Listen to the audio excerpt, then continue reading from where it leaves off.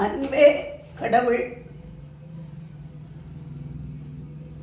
இன்று செய்யும் தொழிலே தெய்வம் அப்படிங்கிற வரிசையில் ஒரு சின்ன கவுனுக்கு முன்பாகம் இது இந்த இருக்கு. கழுத்து, கைவளைவு, தோல், இந்த பாடிஸு, பாவடை சேர்ந்தே இருக்குது. இது என்ன பண்ணுறோன்னா, இந்த நடுவில் ஒரு கோடு போட்டிருக்கேன்னா இந்த பார்ட்டு தனியாக வெட்டுறோம். இது 1வது பார்ட். கழுத்துலேருந்து இந்த கழுத்து வடிவம் போட்டிருக்கேன் பார்த்தீங்களா, இந்த ஒரு வளைவா ஸ்கேலப்டு டிசைன். இது இந்த கழுத்துக்கு ஸ்வீட் ஹார்ட் நெக்கு அப்படின்னு பேர். இப்போது இது 1வது பாகம், இது 2வது பாகம். நடுவில் இந்த கடைசி வரைக்கும் கோடு போட்டிருக்கேன். இந்த கோட்டில் வெட்ட போகிறேன். வெட்டிட்டு இந்த 1வது பாகத்துக்கு உள்ளே கொடுக்கறதுக்கு ஒரு லைனிங் துணி வெட்டுறேன். இதில் சொல்லி கொடுக்க போகிறது என்ன, இந்த பைப்பிங் ஃப்ராக் அப்படின்னு பேர். இந்த இடையில பைப்பிங் துணி வைக்கிறதுனால பைப்பிங் ஃப்ராக் அப்படின்னு பேர். இப்போ நான் ஃப்ரண்ட்டு பார்ட்டு மட்டும்தான் தைச்சி காமிக்க போகிறேன். மிச்சத்தை நீங்கள் ஈஸியாக தைச்சிடலாம். எது மெயினோ அது மட்டும் நான் சொல்லி கொடுக்குறதா வச்சுருக்கேன். இப்போது இந்த கழுத்து ஸ்கேலப்டு டிசைனுக்கு பேர் அது. இதை வேறு ஒரு துணியை வெட்டி அதில் வச்சு தைக்க போகிறதுக்கு கழுத்தின் வடிவத்தை அப்படியே மற்றொரு துணியில் போட்டு வரைந்து எடுத்து உடையின் நல்ல பக்கம் வச்சு தச்சு அந்த துணி முழுவதும் தவறான பக்கம் திரும்பி இருக்கும்படி தையலில் ப்ரெஸ் பண்ணி அமுக்கு தையல் போடணும். அதுக்கு ஷேப்டு ஃபேஸிங் அப்படின்னு பேர். அது உடையில் என்ன வடிவம் இருக்கோ அதே வடிவத்துக்கு வேறு ஒரு துணியை வெட்டி தைக்கிறதுனால அதுக்கு ஷேப்டு ஃபேஸிங். சாதாரண ஃபேஸிங் உள்ளே இருக்கும், வெளியே தெரியாது அப்படின்னு சொன்னோம். அன்றைக்கி ப்ளவுஸு தைக்கையில் பற்றாக்குறைக்கு ஒரு துணியை ஒட்ட வச்சு மடித்து தைச்சிட்டோம். அப்போ அந்த இடத்துல யூஸ் ஆகுதுன்னு சொன்னோம். இப்படி ஒவ்வொரு இடத்துக்கும் அந்த ஃபேஸிங் மெத்தடு யூஸ் ஆகும். இது அதே ஷேப்பில் வெட்டி தைக்கிறதுனால இது ஷேப்டு ஃபேஸிங் அப்படின்னு பேர். இப்போ நான் இதை வெட்டுவேன். இதே இதுக்கு ஒரு லைனிங் துணி வெட்டி வச்சுருக்குது, அதை தைப்பேன். இதுக்கு இடையில் நேற்று தைத்த எலாஸ்டிக் எலாஸ்டிக் இது ப்ளவுஸ் போடுறவங்களுக்கு பின்பக்கத்தில் இப்போ கீழையும் முடிச்சாச்சு. டாட் போட்டிருக்கு, இந்த இடத்துக்கும் வலதுக்கு ஒரு டாட் போட்டிருக்கு. இது மைய பகுதியில் இருக்குது. இது இந்த இடத்துல கல் வைக்கணும்னா அந்த நேரம் இங்கேருந்து இப்படியே கல் வச்சிடலாம். அதுக்கு மீறி என்ன இருக்குது, கல்லை வச்சுட்டா தகன்னு இருக்கும். ஆனால் கல் வைக்கிறத விட இது சிம்பிளாக இருந்தால் இதோட வேலை தூக்கலாக தெரியும். ஒரு அட்ராக்ஷன் அப்படின்னு சொல்லும் பொழுது எது நம்ம அழுத்தி காமிக்கணும்னு நினைக்கிறோமோ அதுக்கு மட்டும் முக்கியத்துவம் கொடுத்து செலவு பண்ணி அதை மக்களுக்கு போகிற மாதிரி செய்யணும். இது மட்டும் உங்களுக்கு நல்லா தெரியுது. அப்போ இது மட்டும் இதில் அழுத்தி காட்டப்படுது. இதில் வேறு டெக்கரேஷன் வச்சோம்னா அந்த கண்ணானது அதில் போயிருமே ஒழிய இதில் வராது. ஒரே இடத்துல எல்லா அழகையும் குவிச்சா அதுக்கு வேல்யூ கிடையாது. இப்போ இந்த இடத்துக்கு இந்த இது வேல்யூ. அந்த எலாஸ்டிக் தைச்சிருக்கோம். இதனால என்ன பெனிஃபிட் இருக்குது? அப்போது இதைத்தான் நான் அழுத்தி காமிக்கிறேன். அதனால் மற்ற கல் இதெல்லாம் வைக்க நான் விரும்பலை. இது வேறு எதுலையாச்சும் சாதாரண அழகு வச்சோம்னா அதில் கல் வைக்கலாம். தெரியுதா? இப்போ இது ப்ளவுஸில் பின்பாகம்னு சொல்லியிருக்கேன். ஏன் ப்ளவுஸே சொல்கிறீங்க, சின்ன பிள்ளைங்க கவுனில் அப்படின்னு சொல்லலாம்ல அப்படின்னா, இது சின்ன பிள்ளைங்க கவுனில் முன்பாகத்தில், லேடிஸுக்கு பின்பாகத்தில், சின்ன பிள்ளைங்க கவுனில் இது முன்பாகத்தில் வைக்கிறோம். இந்த பக்கம் இந்த பக்கம். அப்போ கீழே தைக்க வேண்டியதில்லை. கீழே பாவாடை சேர்த்து தைச்சிருவோம்.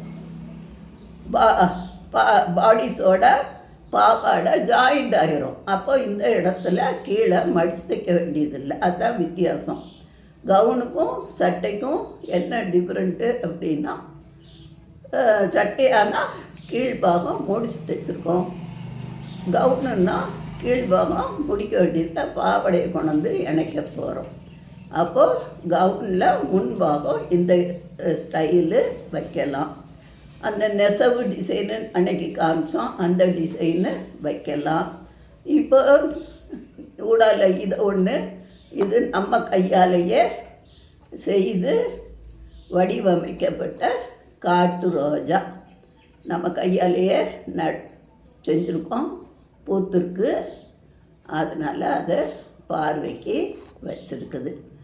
என்ன ஒரு கை வேலை மனசை ஒருமுகப்படுத்தி செய்தாலும் அது வேல்யூபிளாக இருக்கும். அதனால் எதையாச்சும் செய்யணுங்கிற எண்ணத்தில் இருக்கணும். நன்றி நேர்கிட்ட. இப்போ தையலுக்கு போகிறோம். இது கடையிலேயே பைப்பிங் துணி அப்படின்னு விற்கிறாங்க. பைப்பிங் துணினா கிராஸ் பீஸ் வெட்டி தைப்போம். அதுக்கு கடைக்காரனே இப்போ எளிய மெத்தடில் இந்த பைப்பிங், இந்த ஊடால ஒரு கயிறு முட்டி வச்சுருக்கான், உருட்டி தைக்கிறது அப்படி சொல்லி இந்த பைப்பிங்கை வச்சு தைக்கிறதுனால பைப்பிங் ஃப்ராக் அப்படின்னு பேர். இப்போ நான் தைச்சு காமிக்கிறேன். இப்போ ஃபஸ்ட்டு என்ன செய்ய போகிறேன், இந்த வரையப்பட்ட இடத்துல வெட்டுறேன்.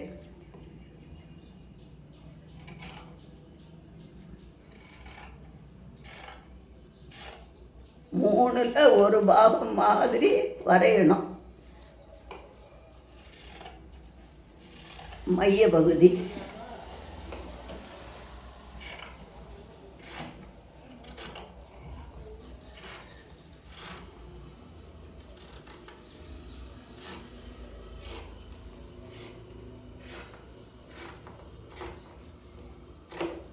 இந்த வெட்டியாச்சு. மூணில் ஒரு பாகம், இது 1வது பாகம், இது 2வது பாகம். இது இருக்கட்டும்.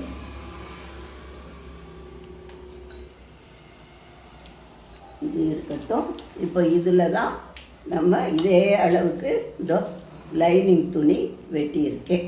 இதாக இருக்குது கழுத்துக்கு பேர் என்ன, ஸ்வீட் ஹார்ட் நெக்கு அப்படின்னு பேர். இப்போது இதில் இன்னும் வெட்டுப்படலை, கழுத்து இன்னும் வெட்டலை. உடையின் நல்ல பக்கத்தில் இதான் நல்ல பக்கம், இதான் நல்ல பக்கம். உடையின் நல்ல பக்கத்தில் அந்த ஒட்டு துணி, அதாவது லைனிங் துணி,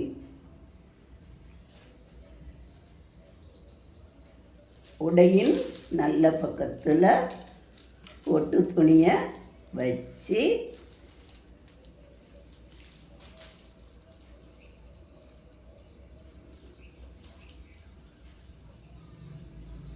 மையப்பகுதி நல்லா சமமாக பொருந்துகிற மாதிரி வைக்கணும்.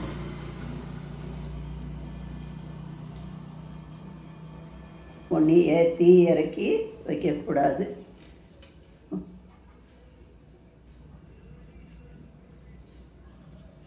உடையின் கழுத்து வடிவத்தை அப்படியே மற்றொரு துணியில் வரைந்து வெட்டி அது உடையின் நல்ல பக்கம் வைத்து தைத்து முழுவதும் திருப்பி தவறான பக்கம் விடுறது ஷேப்டு ஃபேஸிங். அப்படின்னு பேர். இந்த வளைவான இந்த வடிவத்துக்கு பேர் ஸ்வீட் ஹார்ட் நெக்கு அப்படின்னு பேர். இப்போ நான் இந்த கழுத்து வடிவம் இதில் வரைஞ்சிருக்கோம், இதில் வரையில் இப்போ தைக்க போகிற நேரம்.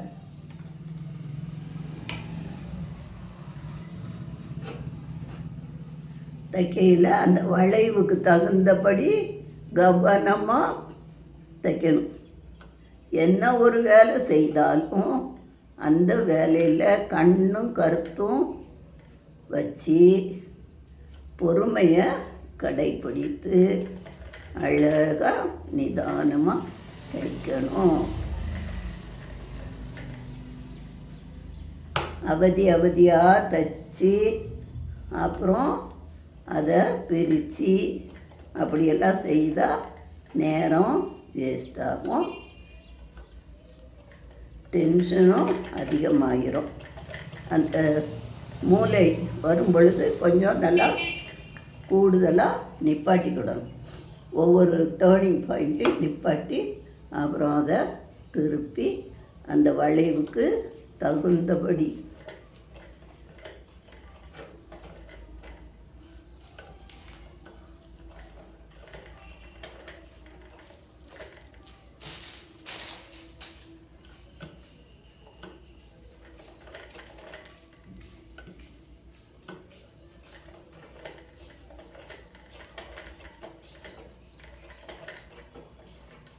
அந்த நீளமாக நிப்பாட்டு அந்த ஷேப்பு வர்ற நேரம் அப்படி கூடுதலாக ஒரு தையலை போட்டு நிப்பாட்டணும்.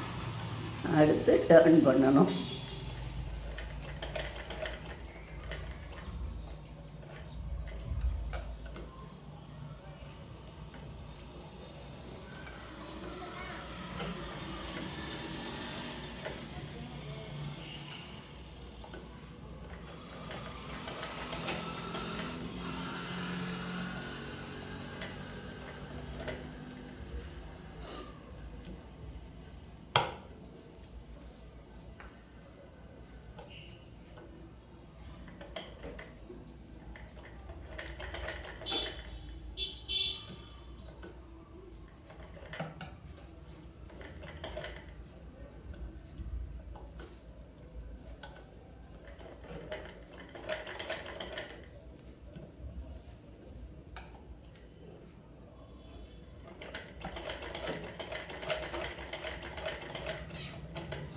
இப்போது தைச்சாச்சு.